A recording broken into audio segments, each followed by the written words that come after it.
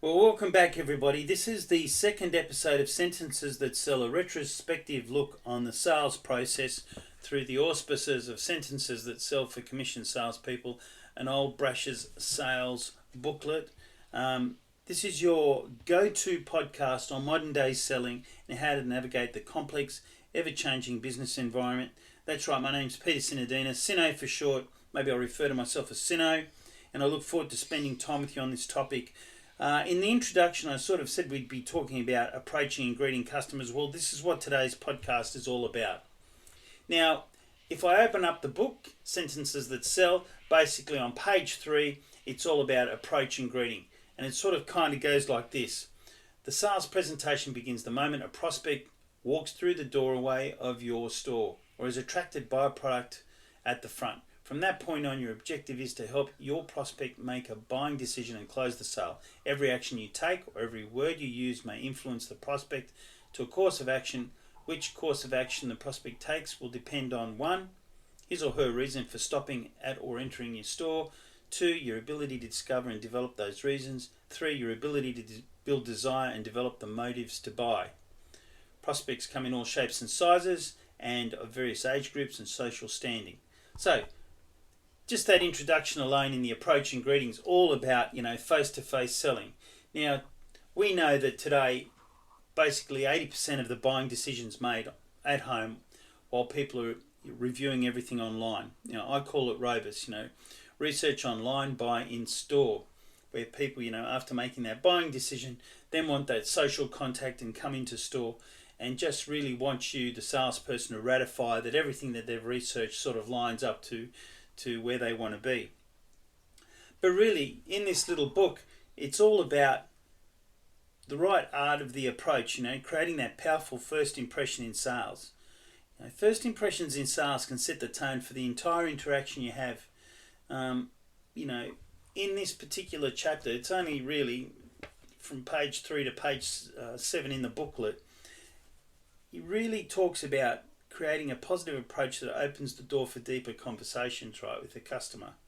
And there's some key psychology in this, how body language, tone of voice, eye contact influence the customer's perception of you, how starting the conversation with questions that engage the customer can lead to a natural flow in the discussion together, that's establishing good rapport, and really how you learn to adjust your approach based on the type of customer you have, whether it's high energy greeting, somebody that's a little bit younger, or whether it's a little bit more refined and a little bit more calm and relaxed when you have somebody a little bit older. And there's a lot of do and don'ts, common mistakes in greetings and how to avoid possibly being too pushy or over passive.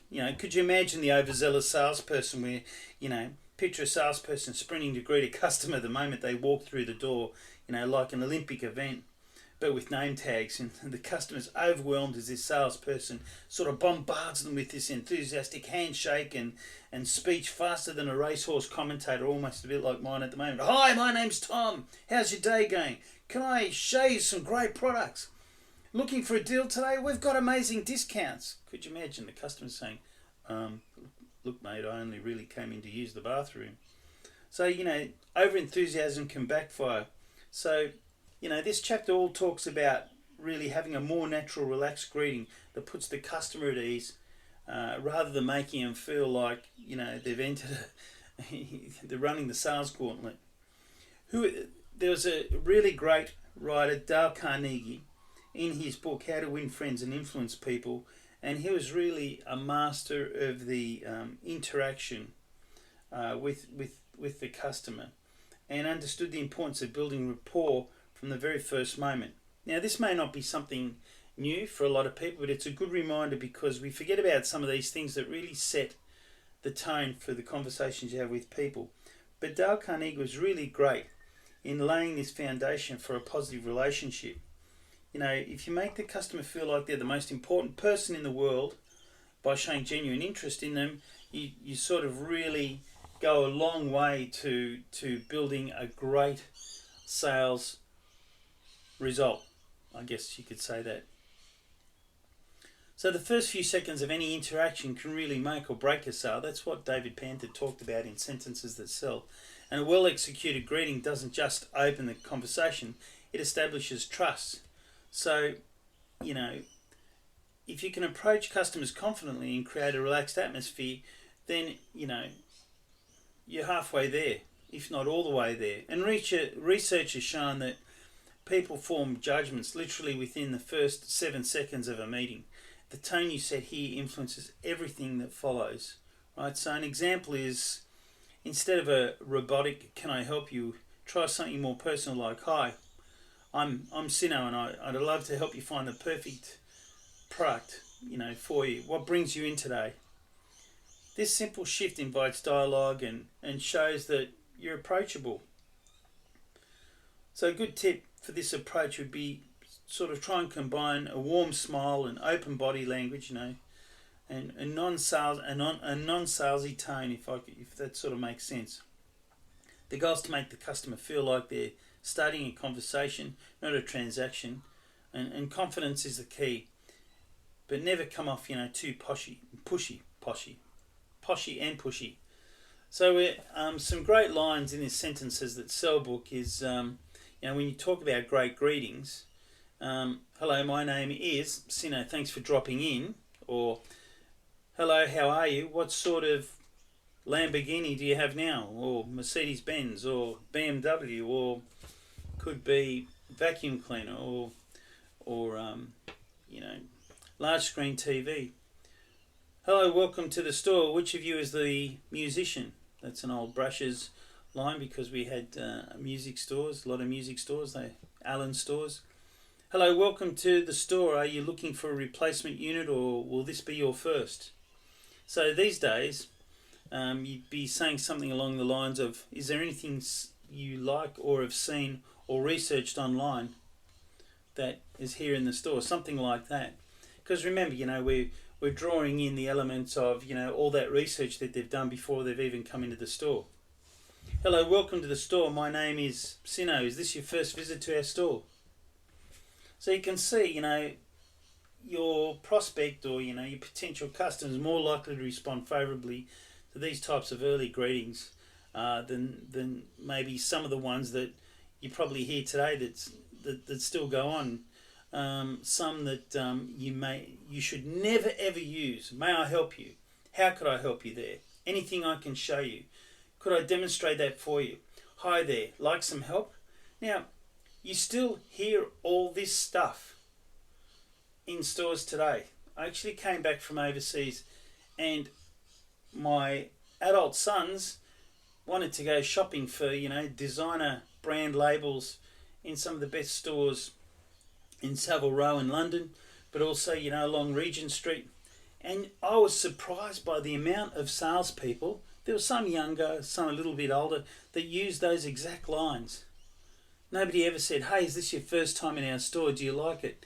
What brings you in? It was all, how can I help you? And, you know, you can see the response. They're not open-ended questions. You know, they're really just a yes and no response. So, you know, just setting the right scene is really, really critical. Something like, hello, how are you today? My name's Sino. Is this your first visit to the Versace store? What sort of things are you interested in looking at today? Do you have a Versace watch? Or, you know, so this will be your first purchase. And is it for yourself?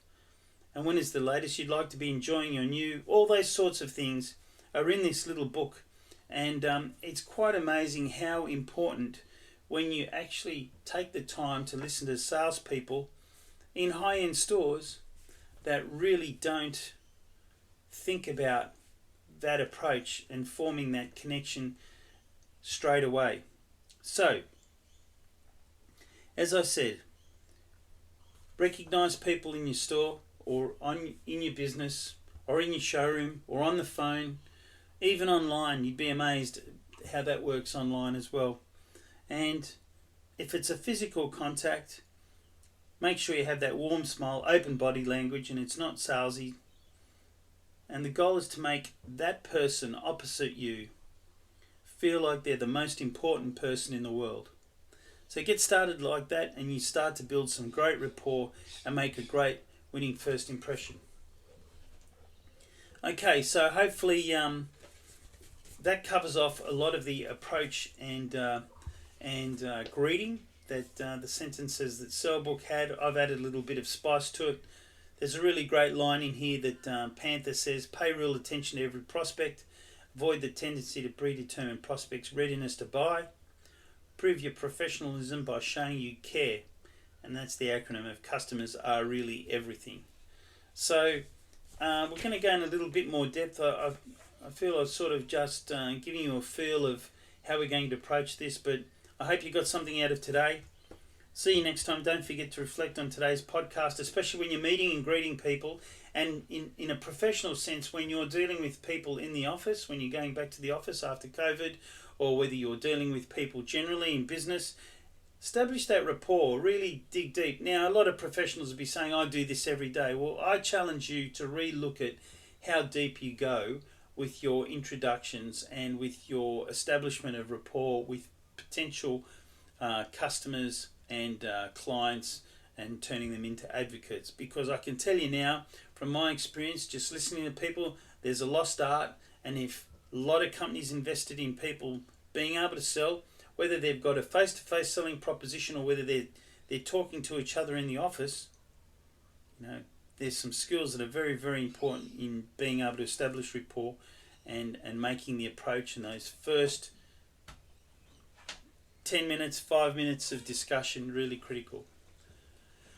Okay, see you next time, and don't forget to reflect on today's podcast. And like I said, please subscribe and like, and see you next time. Thanks everyone. Bye.